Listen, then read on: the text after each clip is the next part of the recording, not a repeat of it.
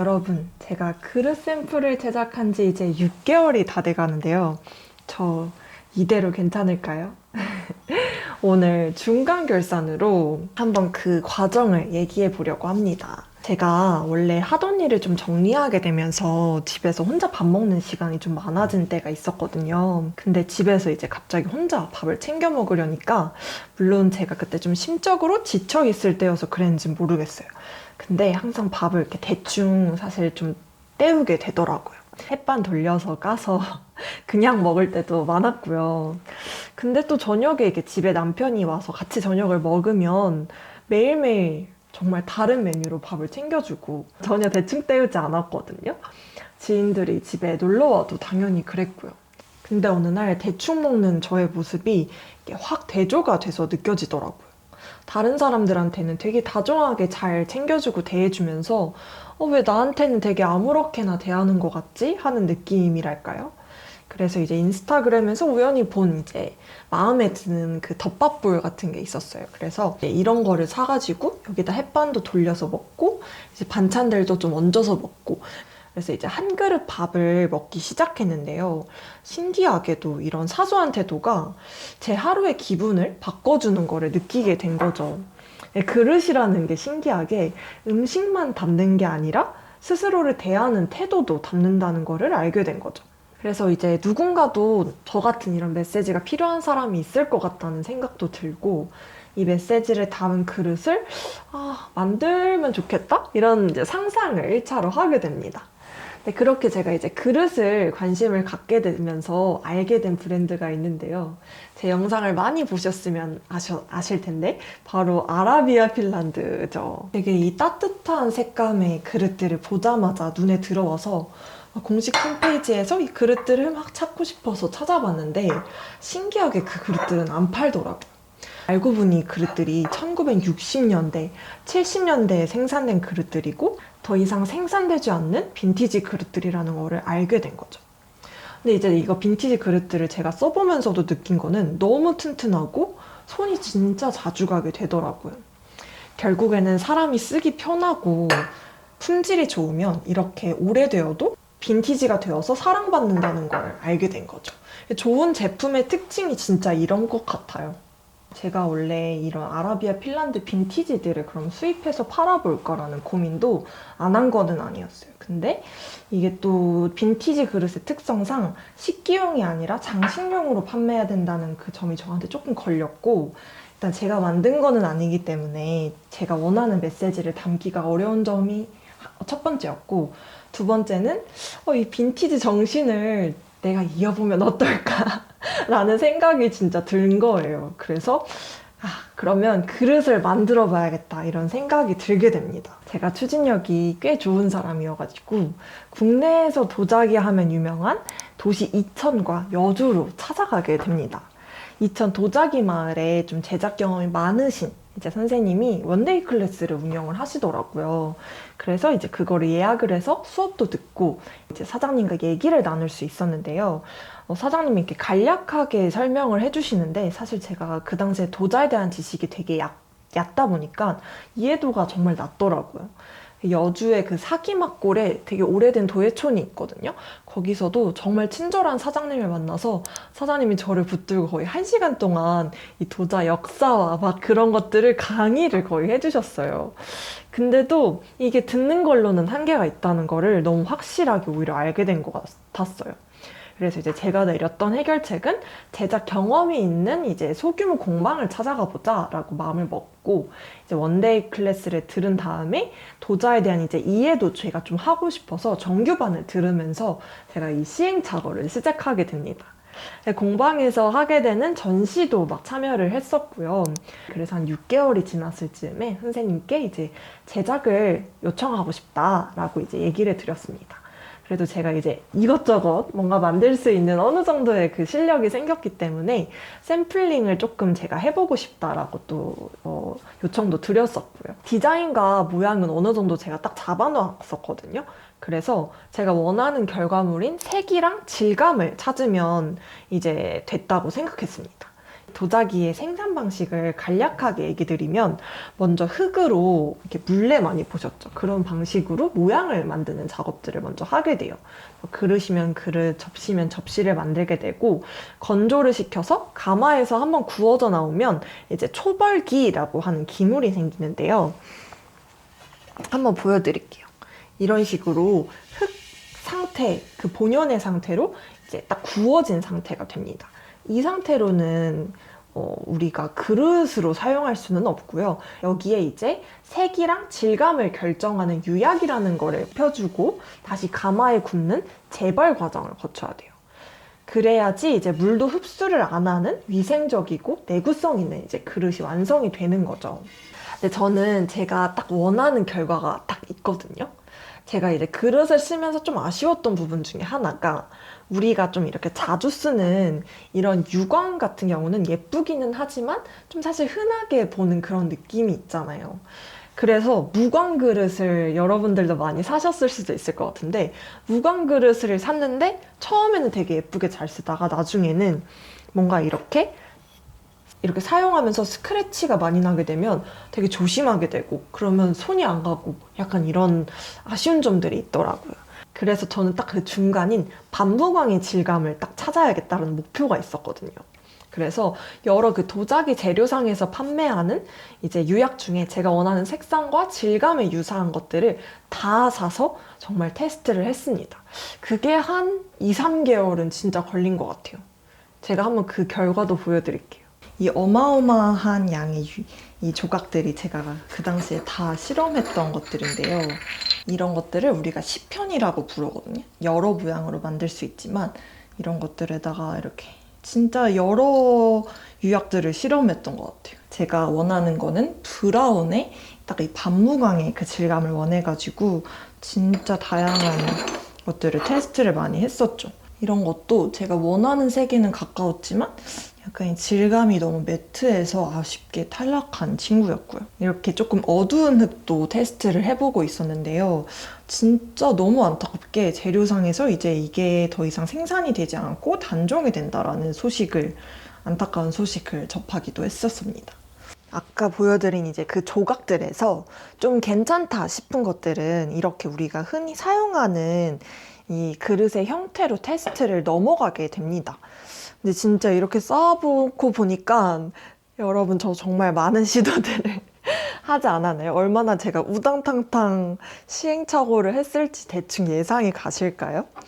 이런 식으로 밝은 색상들은 사실 조금 그래도 제가 원하는 질감을 찾을 수는 있었어요. 색깔도 되게 부드럽고 이렇게 긁었을 때도 스크래치에 정말 강할 것 같은 딱 느낌이 이제는 사실 보자마자도 사진만 봐도 알 정도로 많이 시행착오를 한 것 같아요. 근데 제가 찾는 어떤 색감은 사실 좀 브라운에 가까운 그런 색상이었기 때문에 도제상에서 판매하는 브라운색을, 다크 브라운색을 띠는 것 중에 제가 마음에 드는 것들을 찾기가 좀 어려웠던 것 같아요. 이거는 제가 만들다가 구멍을 내서 이렇게 생긴 친구인데요. 이런 것도 너무 쉽게 좀 스크래치가 가기도 하고 이거는 저만의 기준을 나중에 딱 제가 생각하는 거를 결과물로 보여드려야 더 정확할 것 같은데 아무튼 스크래치에 그렇게 강한 느낌이 아니었어서 아쉽게 탈락한 그런 친구였습니다. 제가 이렇게 많은 테스트와 시행착오를 했는데 사실 정말 아쉽게도 제가 원하는 색상과 질감을 동시에 만족하는 그런 결과를 찾을 수가 없었습니다. 그래서 저는 사실 여기서 선택의 기로에 놓이게 돼요. 내가 완전히 다 동시에 만족하는 유약을 찾을 수는 없지만 그래도 지금까지 했던 걸로 한번 제품을 내보느냐 아니면 이거를 돌파구를 찾아보던가 이 두 개의 선택지에 놓이게 되는데요. 제가 그래도 목표했던 거가 그 중간 질감인 반무광을 꼭 찾고 싶다. 이게 사실 실용도의 측면에서 저한테 되게 중요했던 문제여서 그런지는 몰라도 그게 저의 목표였기 때문에 저는 이 문제를 한번 해결해보자라는 마음을 먹게 돼요. 사실 제가 이것들을 계속 실험을 하면서도 어쨌든 제가 원하는 색과 그 질감을 동시에 만족하지 못한다는 결과들을 계속 마주하게 됐잖아요. 그래서 이제 엄청 열심히 구글링도 하고 찾아보다 보면서 유약을 내가 만들 수 있구나를 사실 알게 된 지는 조금 됐었어요. 근데 너무 이제 막막하니까 그 선택을 차마 하지는 못하고 있었는데, 이거를 딱 테스트를 다 종료되고 나서 돌파구를 찾아야겠다 결심을 했고, 다행히 유튜브에서 이 유학 강의를 하시는 선생님을 알게 돼서 그분께 바로 연락을 드려서 저희 도자기를 만들어줄 선생님을 같이 막 설득을 해가지고 수업을 듣게 됩니다. 정말 양질의 정보와 그리고 본인이 이제 시행착오했던 그런 것들을 많이 공유해 주셔서 정말 큰 도움이 됐었거든요. 그래서 이제 저만의 유약을 만들기 시작한 지 이제 또 3개월이 돼가는 것 같습니다. 유약이 다 화학 구조로 이루어져 있는데요.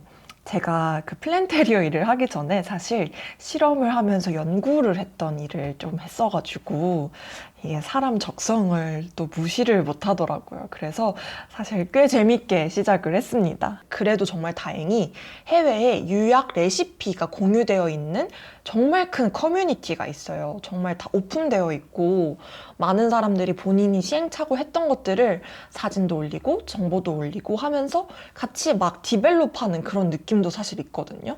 그래서 여기서 저도 좀 마음에 드는 것들도 찾아보고 또 유약 레시피를 파시는 분들도 있습니다. 그래서 그분들의 레시피를 얻어다가 이제 제 상황에 맞게 수정을 하면 되는 상황이어서 처음에는 나름 호기롭게 뭔가 할 수 있을 것 같아 이런 마음으로 사실 시작을 했던 것도 있습니다. 근데 이렇게 말은 간단하지만 정말 이 도자의 세계란 너무 무궁무진하기 때문에 흙의 온도에 따라, 가마의 온도에 따라, 그리고 재료의 비율에 따라서 결과값이 정말 많이 달라지기 때문에 제가 A라는 유약을 만들기 위해서 A 버전을 11번까지도 수정하기도 했었습니다. A1번에서 시작한 레시피였거든요. 사실 딱 이거 하자마자 뭐야 나 좀 빨리 성공하려나? 이런 기대감이 들었어요. 이렇게 보면 스크래치에 딱 강한 느낌 오시나요? 이것도. 근데 여기서 가장 아쉬운 거는 유약이 이렇게 흐른 자국 보이시죠? 유약이 이렇게 흐르면 안 돼요. 왜냐하면 여기 보시면 우리가 이렇게 그릇이, 이거는 제가 이렇게 테스트를 하느라고 약간 이런 결과값이지만 양해를 해주시고요. 이렇게 바닥이 있으면 끝까지 우리가 시유를 하게 되죠. 여기까지 다 모든 그릇에 유약이 묻어있는 거를 대부분 보실 거예요. 바닥에 유약이 있으면 이렇게 딱 바닥과 닿아서 아예 우리가 이거를 떼는 순간 그릇이 깨져버린다거나 손상이 되거든요. 그래서 보통 바닥은 다 유약을 닦아주기도 하고요. 근데 아까 이 시편, 조각처럼 이렇게 흘러버리면 이 유약도 마찬가지로 여기 흘러서 여기 맺혀서 또 이 그릇을 손상시키는 요인이 되게 됩니다. 그래서 이렇게 흐르는 유약은 정말 안정적이지 못한 유약이라고 볼 수 있어요. 그래서 이 흐름들을 잡아주는 그 수정들을 하느라고 제가 아까 말한 10번째, 11번째 유약이 나오게 됩니다.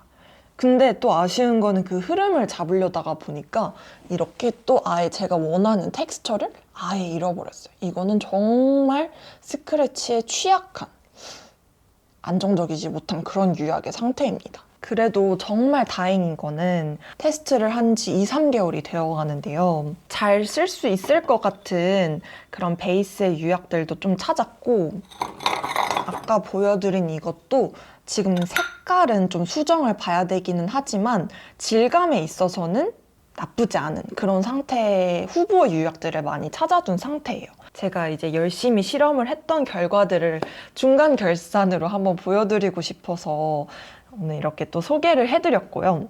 근데 사실 제가 이 실험하는 과정들, 그 샘플을 제작하는 과정들이 좀 길어지니까 사실 조금 막막하기도 하고 약간 지치는 것 같다는 느낌을 받더라고요. 이 과정이 정말 무의미한 거는 아닌데 어쨌든 뭔가 이렇게 결과로서 막 뭐가 나오지 않아서 좀 그랬던 것 같아요. 제가 그래도 마음을 좀 다잡고 이렇게 시행착오 하고 있는 이 과정들, 그 결과를 꼭 제품이 아니더라도 여러분한테 한번 공유를 하면 어떨까라는 생각이 들었거든요. 제가 말하는 방식의 공유는 요즘 브랜드들이 그 뉴스레터들을 많이 보내시더라고요. 브랜드의 소식도 우리가 브랜드가 하고 있는 생각들을 오픈하기 위해서 그러한 이메일 뉴스레터를 많이 쓰시는데 저는 이벤트성으로라도 오프라인 뉴스레터를 보내보면 어떨까? 이렇게 뭐 이런 것들은 조금 뭐 이렇게 실용성은 없지만 그래도 여러분이 좀 쓰실 수 있는 수저 받침 용도라든지 액세서리 트레이 정도로 이렇게 이런 테스트 타일을 만들어서 제가 이제까지 했던 것들을 이제 요약을 입혀서 보내드리면 그래도 얘가 이런 거 하고 있네 이렇게 좀 촉각과 시각으로 뭔가 보실 수 있을 것 같다는 생각에 재밌을 것 같다는 생각이 들거든요. 혹시 여러분 어떻게 생각하시나요? 관심 있으신 분들은 한번 댓글로 받아보고 싶다 이런 의견을 주시면 제가 한번 후루룩 빠르게 준비해 볼 수도 있을 것 같습니다. 저희 구독자분들에게 먼저 보내드리면 더 의미가 있지 않을까라는 생각이 들기도 하고요. 그럼 여러분, 저는 또 요약 테스트를 열심히 해서 마무리도 잘 해보고 중간에 또 이런 제품이 완성되는 과정들을 공유해 보도록 하겠습니다. 감사합니다.